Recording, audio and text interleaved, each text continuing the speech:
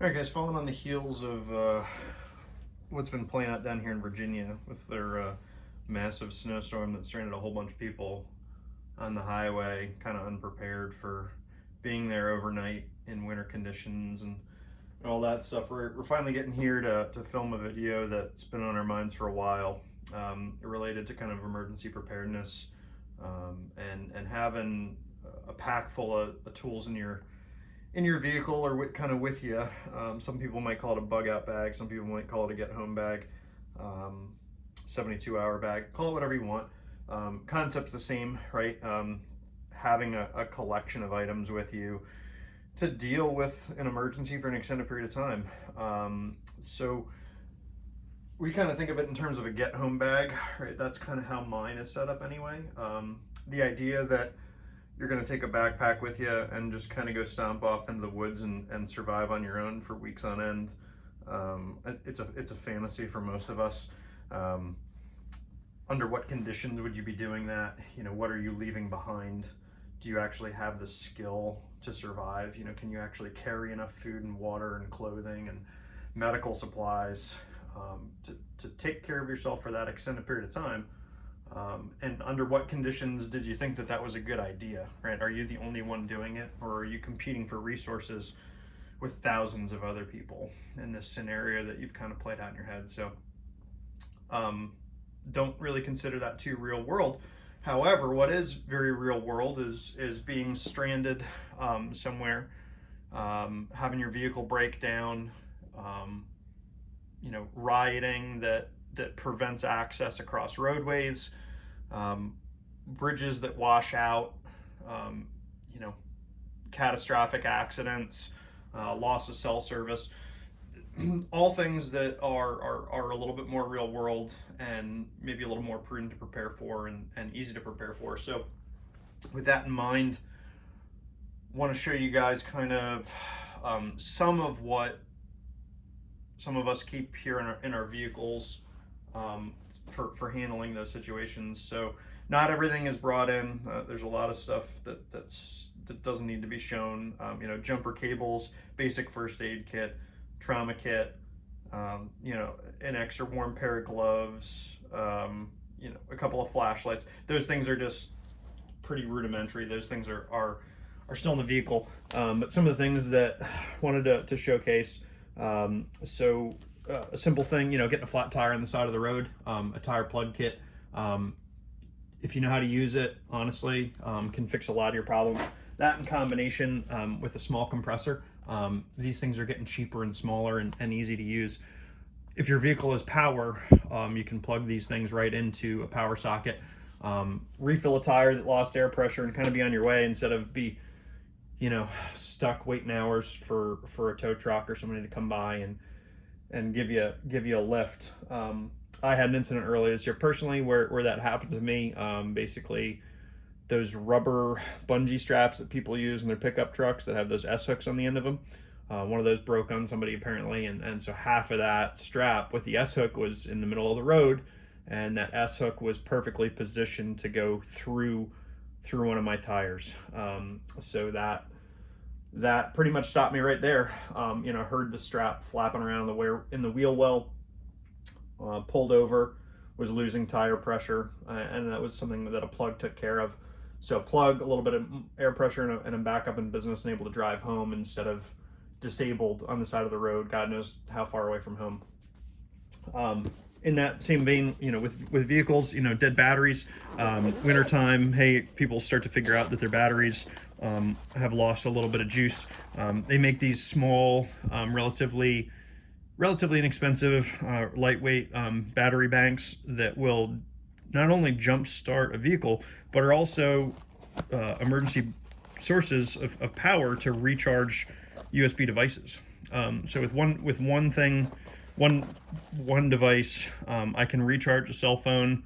I can take this with me to recharge items. Anything that connects via USB, I can charge with this. This one has a built-in flashlight, you know, okay, cool.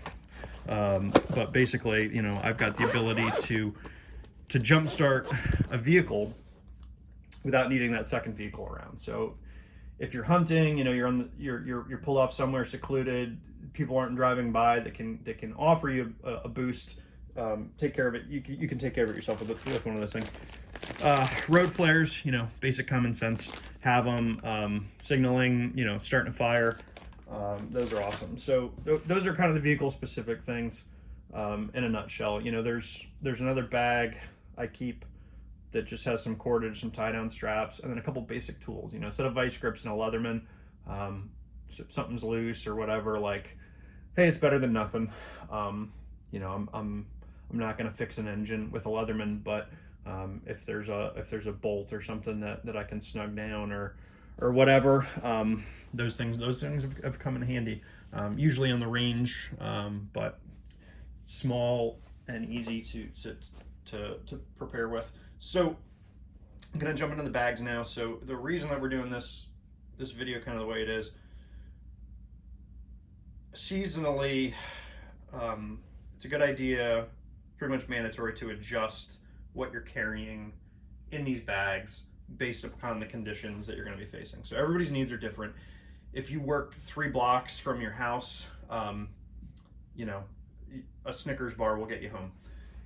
If you work 100 miles from your house, you know, and you're away from home frequently, your supplies need to be very different, right? If you're in a desert area, your needs are very different than if you're in Maine or Alaska or Minnesota, right? So the idea to check in on your bags seasonally, right, to adjust based on your own needs is the most important thing that we can stress, because there is no list of contents that's going to work for everybody and their own conditions. So try and be realistic about how far you travel from home, right? Under what conditions might you be needing to return home under your own power, you know, and whatnot. You know, if you take the train into work or whatever, you know, you don't have your own vehicle and maybe you've got to walk home, you know, your needs might be a little bit different. So take all those things into account and plan accordingly. So another thing that's not here in the videos is a pair of boots, right? So particularly if you work in a pair of dress shoes, right? You're in an office environment, walking home in dress shoes might suck. So have a good sturdy pair of boots already broken in. If you gotta put some miles in, you don't want to do it in flip flops or dress shoes or anything like that. So again, something else not in the video, but plan for that, right? So I'm going to show you kind of the warm months bag here that I'm overdue for switching over to my wintertime bag. And this isn't a scripted video, obviously, so it's gonna be what it is. I want to show you guys kind of what's in there, and hopefully that lights some ideas for you, maybe some reminders of things that you hadn't considered. Because basically, you know, this bag is getting unpacked, and it's going, the winter bag is getting packed after we're done filming here. So the summertime bag that I use, right, based on the conditions that I'm facing, where I'm at regionally, the distance that I travel, I use the 511 Rush 72, I believe it's called. Big for a day pack, not a full, you know, internal frame or external frame backpack though. This has enough space and organization for me to carry pretty much everything that I want to use in the warmer months, right? It's not sufficiently sized for the cold months. So what's going to be happening is that bag's going away, and then coming back out of storage, I've got a surplus Marine Corps ILBE pack. So this thing's a big old monster. I don't want to carry a pack this big when I don't have to, but in the wintertime when I need a full-size sleeping bag, big warm puffy clothes, I need to have more fuel for cooking, for potentially melting snow. I need the added capacity, right? So summer months I get away with something smaller. Wintertime, gotta suck it up. Stuff gets bigger and heavier and bulkier. So that's what's going on. This the small bag's getting unpacked, the large bag's getting packed. We're gonna show you going through a little bit of how this guy is set up. So starting on the outside, got some organization through here. This is where some quick access miscellaneous components are. For me, radio, right? The ability to communicate. If you don't know how to use one, these are pretty useless. I'd recommend looking into ham radio, learn how to do it. It's not very hard. You can get certified online. It's cheap. These radios are cheap, so it isn't as prohibitive as some people might think. Have one of these, program it, know how to use it, know where the repeaters and everything in your area are, and you know, get some use out of it. Practice with it before you need it. With that, I've got a longer antenna. I can move with that attached. In addition to that longer antenna, I got a big old monster. I've got a roll-up antenna, and this is something that I can throw up into a tree. So this is like a 10-foot long roll-up antenna. Can attach some cord to it, toss it way up in a tree, up on a ridge somewhere, and my reception is going to be massively different, right? So if I'm really stranded somewhere, I really need to get a signal out, that's what I want to do. With that, I've got a Right in the Rain notepad and a pen.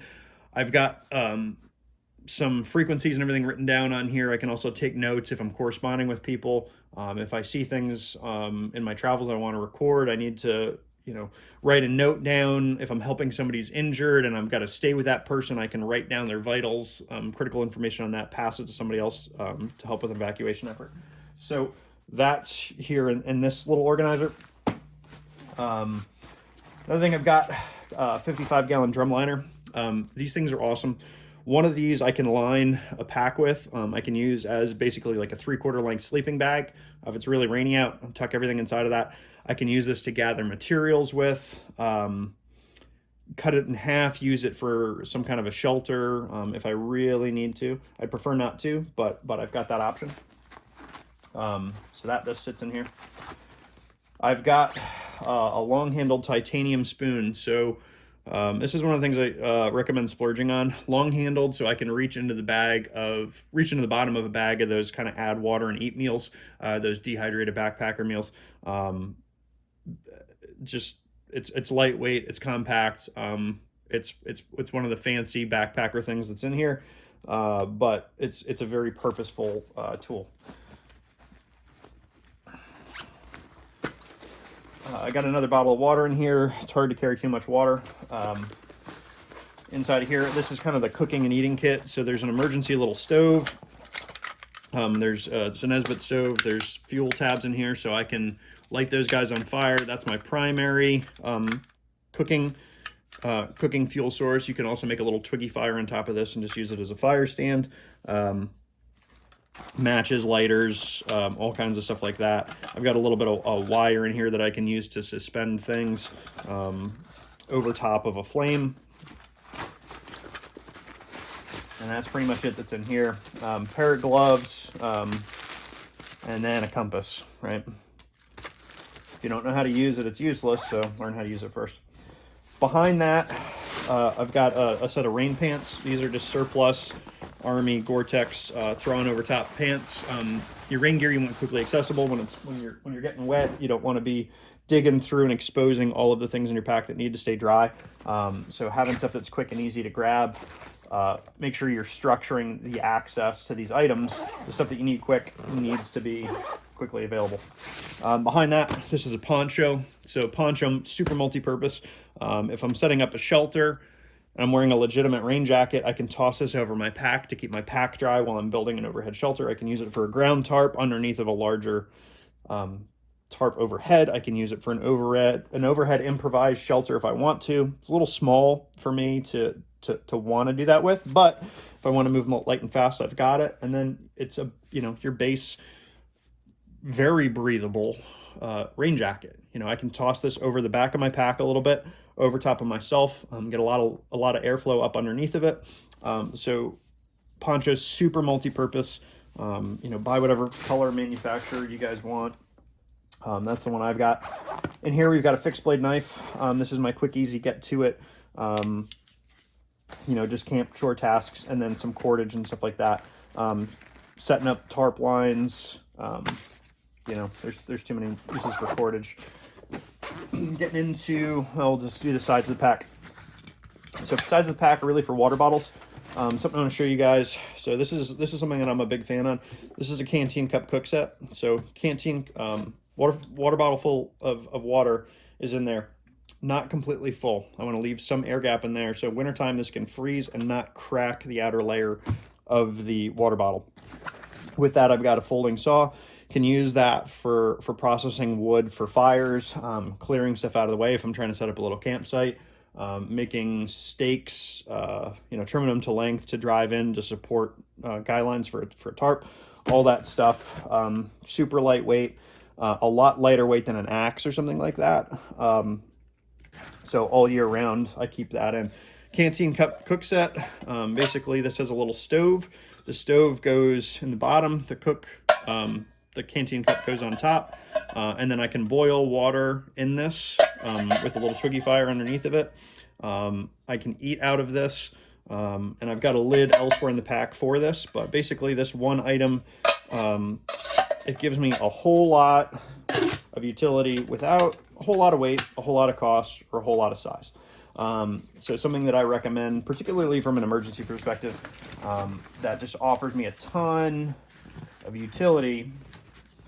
Not as sexy as a jet boil or a dedicated propane stove. It isn't perfect, but we're not going for perfect here. We're going for, can I get by with this stuff, right? None of this is comfort oriented or performance oriented. It's just, in case of emergency oriented. The other side, I've got another water bottle. This one's metallic as well. Reason that it's metallic, I can suspend it, set it in a fire, whatever, and I can boil water inside of this, right? So getting good, refilling water on the move in an emergency situation, probably aren't too confident of if the water is clean or not. You need to be able to treat it. A lot of ways to treat it. Heat is a way that, if you know how to use fire, fire is one of the toughest things to run out of, right? If you know what you're doing. So it's easy to run out of iodine. Using a pump and stuff like that takes time. Fire's a really good backup, so I want to have at least one of these, right? If your other containers are plastic or bladder style, whatever, good on you. But have a metallic steel water bottle that you can boil water in if you need to. All right, so let's get into the main part of the package.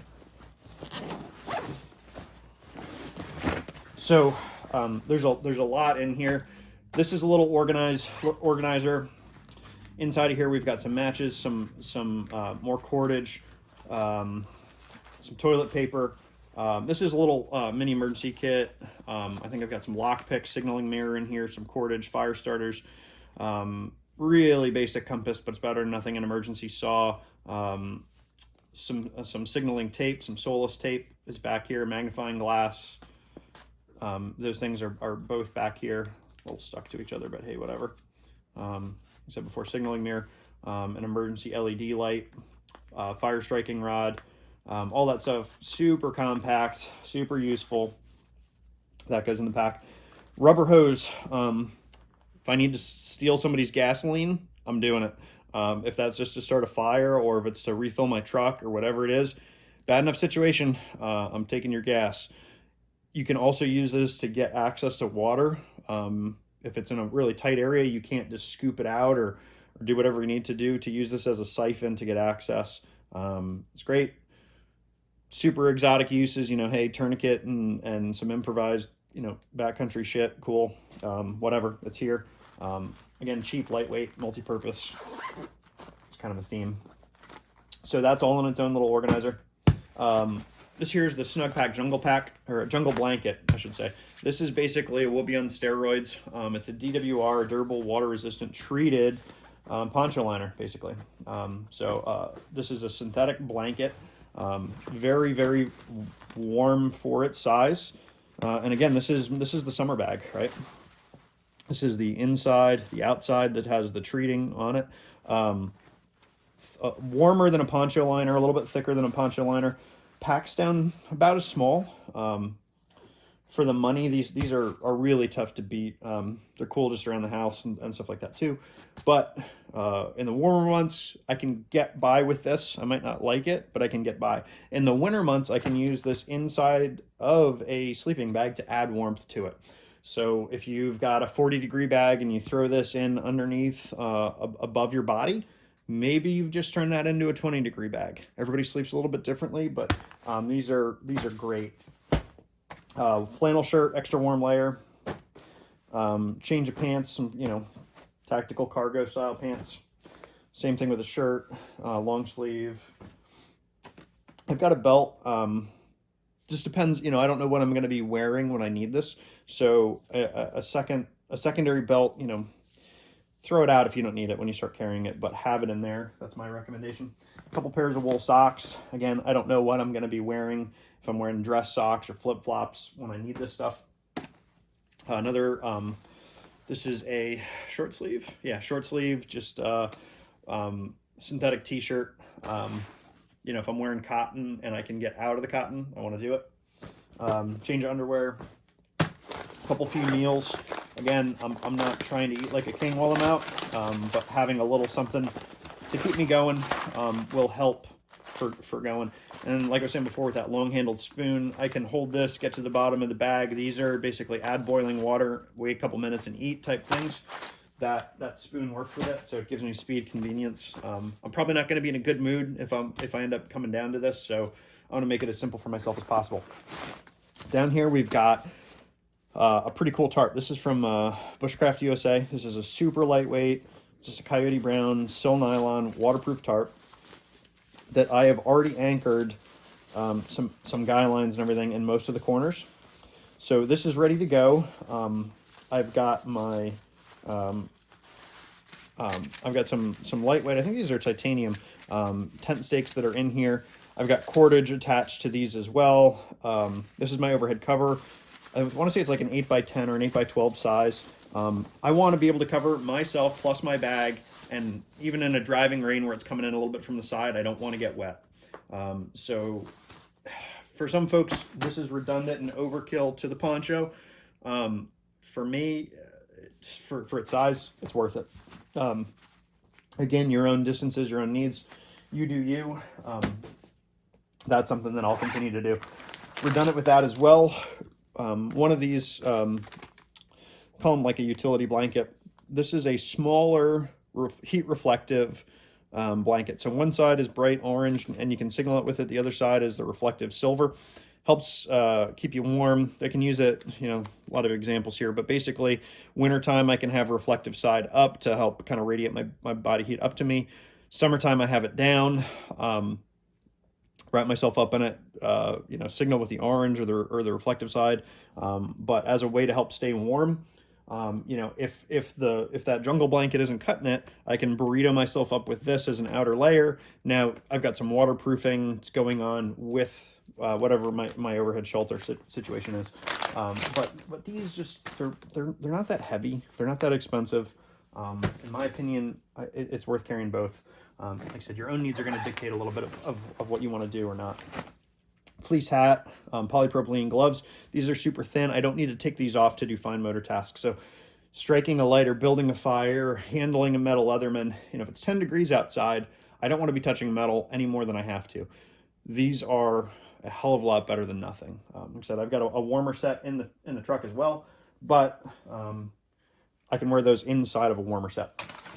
Water, I've got a bladder. I'll fill this up if I need to. I keep it empty, I keep it dry. I don't want to store water long term in this, but if I need to start going somewhere, I can fill up. And then I've got a Sawyer mini water filter kit. So this is an inline kit. I can use it with that hose. You fill the bags up, you attach the bags to this guy, and then you pressurize, drive the water through, and then out into whatever your container is to store your clean water. The capacity on these things is insane. You're not going to burn one of these out, even probably 6 months of backpacking nonstop. You wouldn't exhaust the purification capabilities of this. So these are pretty cheap, pretty lightweight. You can rig this right up to the top of like a soda bottle, attach a straw to it, and just suck right through and drink on the go. Whole lot of ways to use these. Take a look if you're not familiar. Definitely recommend checking them out. Other than that, there's a compartment inside of here.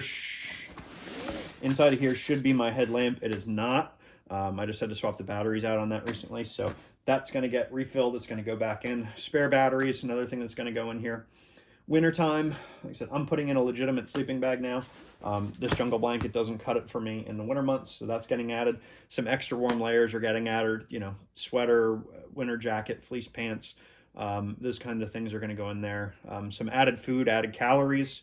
You know, moving when it's 5 degrees out or 10 degrees out, it's going to take a lot more energy out of you. Carrying more weight, it's going to take more energy out of you. So all of those things take up space. It's time to use the bigger pack. So like I said, this is an incomplete list. There's a lot of things that you might want to add to it that aren't my needs, that might be your needs. If you don't know how to use a radio, maybe it's not worth it for you to carry it. If you're not real good with tarps, maybe you want to use a bivvy. Tailor this to your own needs, but wanted to show you guys a little bit of the thought process behind what we do, what I do anyway, and get you thinking about it, right?